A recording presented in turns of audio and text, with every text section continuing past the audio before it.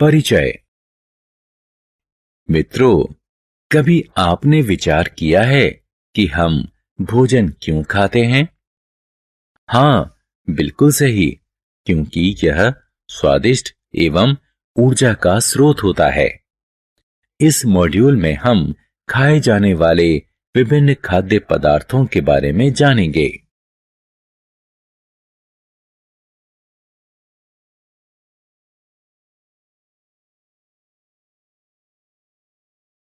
उद्देश्य।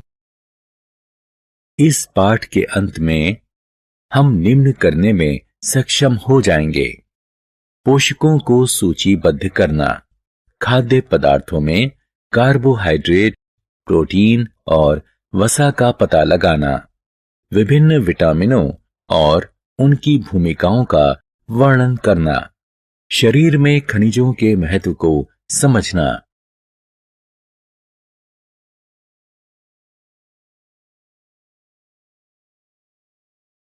शरीर में आहारीय रेशों और जल के महत्व की व्याख्या करना, संतुलित आहार के महत्व की व्याख्या करना, हीनता जन्य रोगों को परिभाषित करना।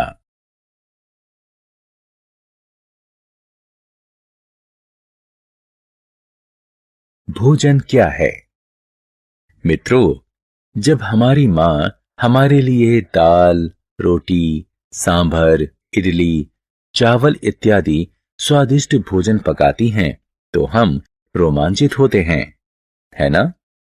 आपने अवश्य ध्यान दिया होगा कि भोजन खाने के बाद हम ऊर्जावान महसूस करते हैं और विभिन्न प्रकार के क्रियाकलाप कर सकते हैं।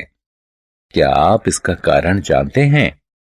भोजन ऊर्जा और शारीरिक विकास करने वाले वे उन पदार्थों का वास्तविक स्रोत हैं जो हमारे क्रियाकलापों के लिए हमें जोश से भरपूर रखने और हमें स्वस्थ रखने के लिए आवश्यक हैं।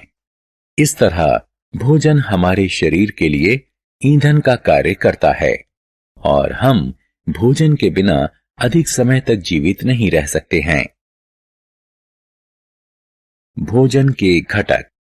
अब आप जानना चाहेंगे कि हम भोजन खाकर किस प्रकार से ऊर्जा प्राप्त करते हैं और भोजन हमारे शरीर के लिए ईंधन क्यों कहा जाता है।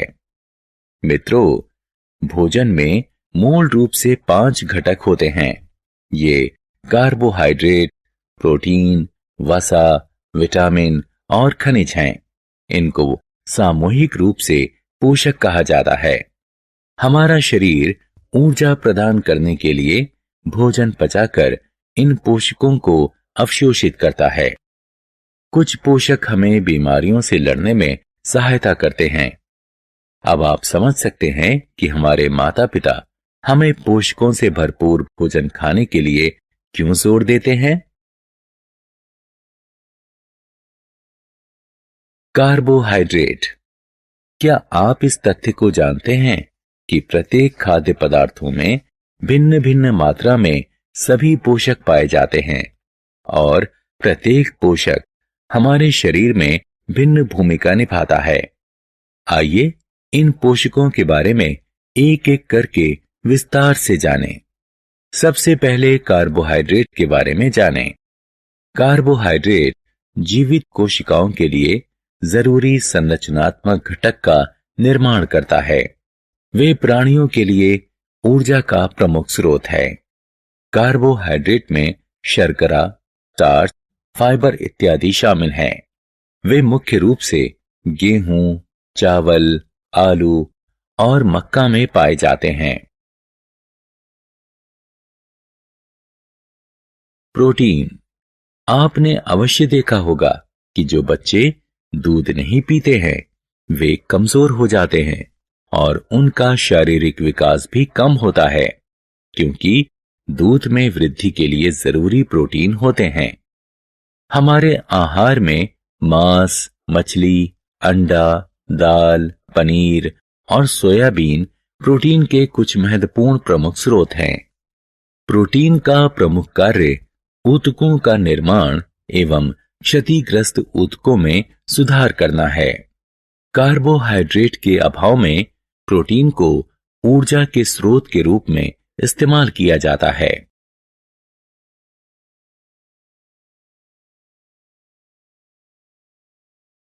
वसा।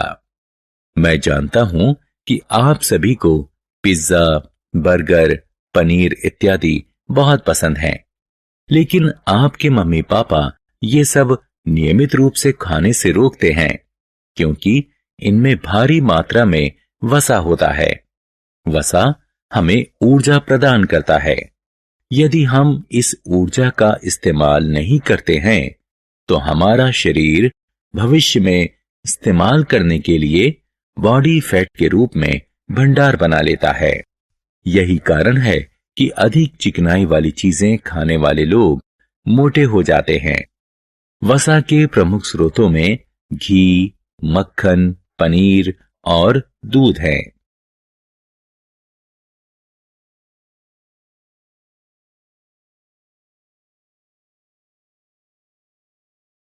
विटामिन।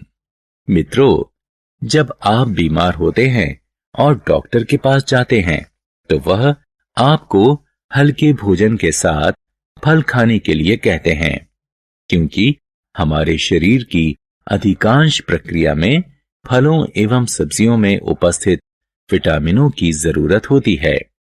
इनकी जरूरत कम मात्रा में पड़ती है। यहाँ विटामिनों, उनके स्रोत और उनकी भूमिकाओं की सूची दी गई है।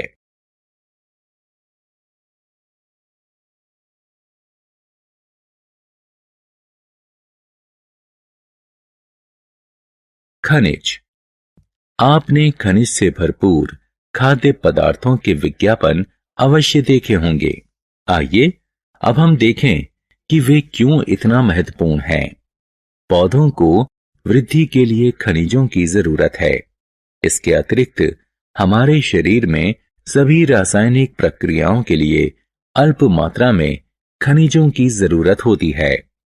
पोटेशियम, कैल्शियम, आयरन इत्यादि खनिजों के कुछ सामान्य उदाहरण हैं।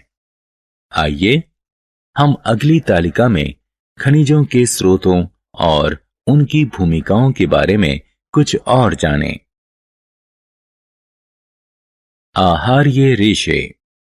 प्रिय मित्रों, क्या आप जानते हैं कि हमारे शरीर में पोषक तत्वों के अतिरिक्त आहार तंतु भी महत्वपूर्ण भूमिका निभाते हैं। इनको सामान्य रूप से रूक्षांश यानी रफेज के रूप में जाना जाता है।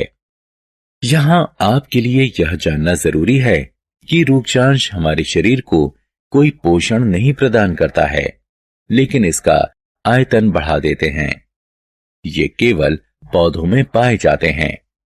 दाल, आलू, ताजे फल और सब्जियां रूक्षांश के प्रमुख स्रोत हैं। ये हमारे शरीर को अपचित भोजन से छुटकारा दिलाते हैं। जल।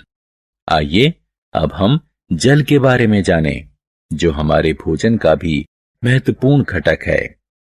हमारा शरीर अधिकांश जल द्रव रूप में ग्रहण करता है। इसके अतिरिक्त हम भोजन पकाते समय भी इसमें जल मिलाते हैं। जल हमारे शरीर को भोजन से पोषक अवशोषित करने में सहायता करता है।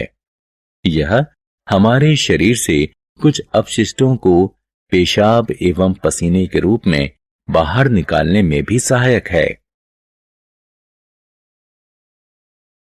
हीनता जन्य रोग। मित्रों, संतुलित आहार के बारे में जानने के बाद हमें यह भी अवश्य जानना चाहिए कि यदि हम उचित आहार नहीं लेते हैं तो हमें किन समस्याओं का सामना करना पड़ेगा। मुझे आशा है कि आपने हीनान रोगों के बारे में अवश्य सुना होगा। ये रोग तब होते हैं जब कोई लंबे समय तक पोषकों की कमी होती है और इसीलिए ये हीनान रोग कहलाते हैं। यहाँ कुछ हीनान रोगों और उनके लक्षणों की सूची दी गई है।